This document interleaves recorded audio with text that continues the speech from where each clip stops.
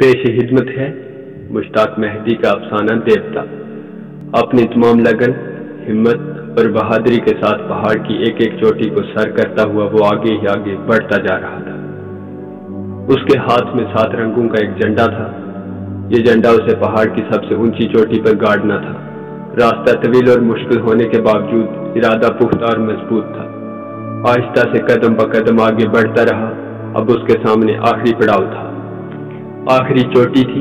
इस चोटी पर झंडा गाड़ने के बाद ही हर तरफ से लोग आकर उसकी अजमतों को सलाम करेंगे और वो कहलाएगा मलंग देवता। उसकी सांसों में कायनात की सांस होगी। अपने आंसू से लोगों के खुश खाली प्याले भर लेगा। अपनी झोली में छुपाए कुरमजी फूलों से नंगी इस्मतों को संभालेगा। अपने नूरानी परतों से तारीख झोंपड़ियों में रोशन आफ्ताब उगाएगा और भटकी हुई आदम की औलाद को एक नई सुकून बख्श सोच से मुतारफ कराएगा और उसकी ये देरीना ख्वाहिश पूरी हो जाएगी। ख्वाहिश कितनी मासूम थी और पड़ाव कितना कठिन। एक कमजोर दिल इंसान के लिए नामुमकिन बल्कि मौत। यूं यूं वो मंजिल के करीब आता गया। उसके चेहरे पर जोश की सुर्खी और कदमों में तेजी आ गई। अब सिर्फ चंद मीटरों का फासला रह गया था। 10 मीटर, 5 मीटर, 2 मीटर। मंजिल के इस कदर करीब होने की खुशी ने उसके जिस्म में हल्की सी कपकपाहट पैदा की। उसने खुद को संभालने की कोशिश की लेकिन कामयाबी न मिली। अचानक ही उसके हाथ से झंडा छूट गया।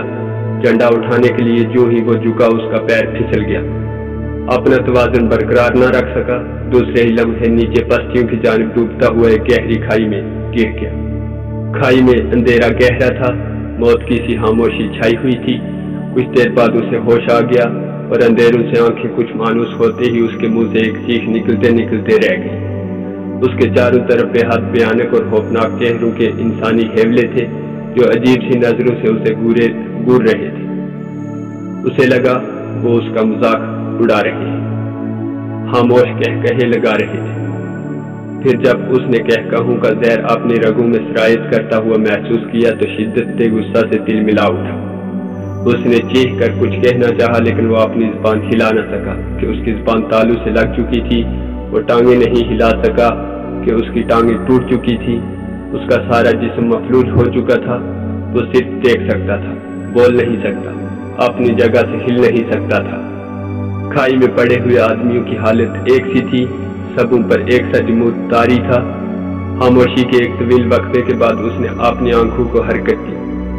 तुम लोग इस खाई में कब से हो?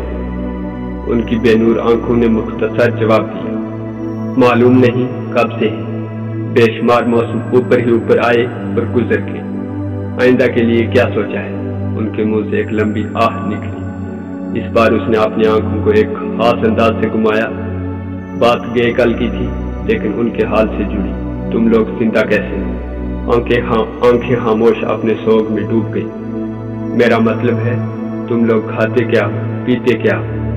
गहरे सन्नाटे के बाद एक ही जवाब मिला, जब प्यास लगती है तो अपना खून पीते हैं और जब भूख सताती है तो अपना जिस्म काट कर खाते हैं और सो जाते हैं। उसने गौर से उनके जिस्मों पर नजर डालकर सोचा, वाकया इनके लिए सो जाना ही बेहतर है कि इनकी रगें सूख गई हैं और जिस्मों पर गोश्त भी कम ही बचा है।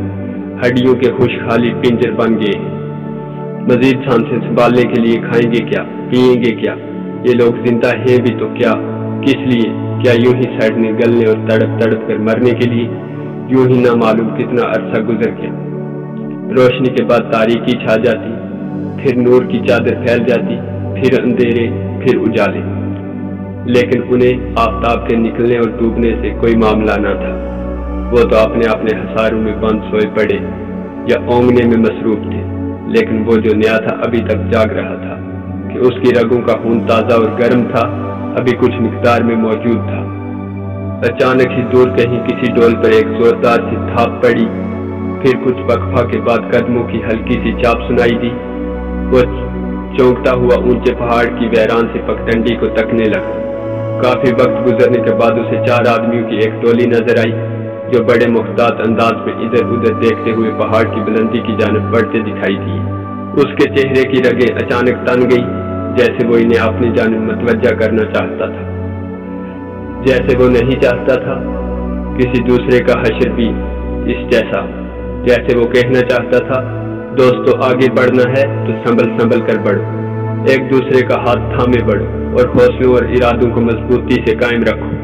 दूर वो काफिला अपनी धुन में मस्त आगे बढ़ता रहा।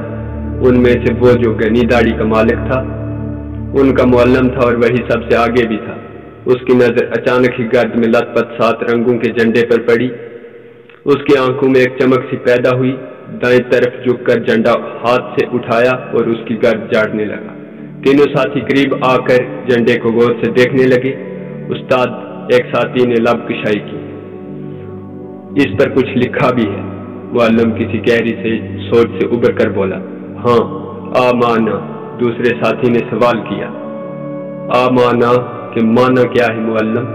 बताऊंगा, कुछ सोचते हुए मुअल्लिम ने कती लहजे में कहा। लेकिन चोटी पर यह झंडा लहराने के बाद तीनों एक दूसरे का मुंह तकते रह गए। मुअल्लिम का ध्यान कहीं और था। कुछ देर तक दूर चमकती हुई चोटी को देखता रहा, फिर आंखों ही आंखों में अपने साथियों को कुछ समझा दिया। झंडा संभाला और बड़ी होशियारी से आगे बढ़ने लगा। फासला लम्हा ब लम्हा कम होता जा रहा था। 10 कदम, 5 कदम, 3 कदम, वो अब चोटी के बिल्कुल करीब पहुंच गए थे। खुशी और मसरत से उनके चेहरे दमक रहे थे। फिर जो ही मुअल्लिम ने चोटी पर झंडा लहराने की कोशिश की तो फिजा में अचानक इर्तियाश सा पैदा हो गया। दूसरे ही लम्हे चोटी खुद बखुद अपनी जगह से लड़क गई और छोटी बड़ी कई चोटियों को अपनी लपेट में लेकर लड़खड़ाती हुई उसी खाई में गिर गई जहां झंडे का हकीकी मालिक अपनी डूबती कांपती आंखों से ये मंजर देखने में महक था। झंडा फिजा में मुअल्लक लहराता रहा। शहर वाले जोक दर जोक झंडे को देखने के लिए आ गए। जब वो जी भरकर झंडे को देख चुके तो उन्हें झंडे के मालिक का ख्याल आ गया। फिर वो दीवानों की तरह अजीम देवता की तलाश में चीखते चिल्लाते चारों तरफ फैल गए। बहुत शुक्रिया।